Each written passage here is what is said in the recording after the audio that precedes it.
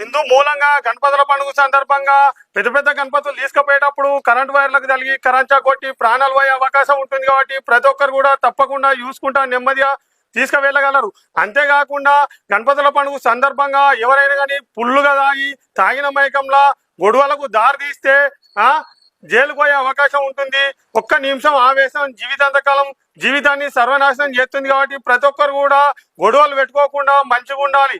అంతేకాకుండా తాగిన మైకంలో ఎవరైనా కానీ ట్రిపుల్ రైడింగ్ కానీ లేదా ఓవర్ స్పీడ్ బండ్ల మీద పోతే ప్రమాదశాత్తు కింద పడి ప్రాణాలు పోయే అవకాశం ఉంటుంది. కాబట్టి ప్రతి ఒక్కరు కూడా గమనించుకోగలరు. ఎందుకంటే మీ అమ్మ నాన్న మిమ్మల్ని కన్నీ పెంచి గింత పెద్దగా చేసిరు, వాళ్ళకు సాతగన్నాడు మీరు బుక్కెట్ బువ్వ పెడతారని చెప్పి వాళ్ళు ఎన్నో ఆశలతో ఉంటారు. కాబట్టి దయచేసి మీరు కూడా గమనించుకోరు. బండ్ల మీద పోయేటప్పుడు మీ అమ్మ నాన్నని గుర్తుకు తెచ్చుకోండి.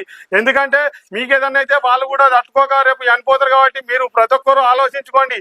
అంతేకాకుండా గణపతుల పండుగ నాడు ఎవరైనా కానీ డీజే బాక్సులు పెట్టుకోవద్దు. ఎవరైనా అనారోగ్యం పాలు ఉంటే వాళ్ళకు వెంటనే ప్రాణాలు పోయే అవకాశం ఉంటుంది. అంతేకాకుండా ఈ డీజే పాటల వల్ల ఎవరికైనా గుండెపోటులు కూడా వచ్చే అవకాశం ఉంటుంది. కాబట్టి ప్రతి ఒక్కరు తప్పనిసరిగా గమనించుకోవాలి. అంతేకాకుండా మన గణపతి దగ్గర భక్తి పాటలు పెట్టుకోవాలి, భజనలు వేయాలి. కానీ ఏవేవో పాటలు పెట్టుకొని పిచ్చి పిచ్చి డ్యాన్సులు చేయొద్దు.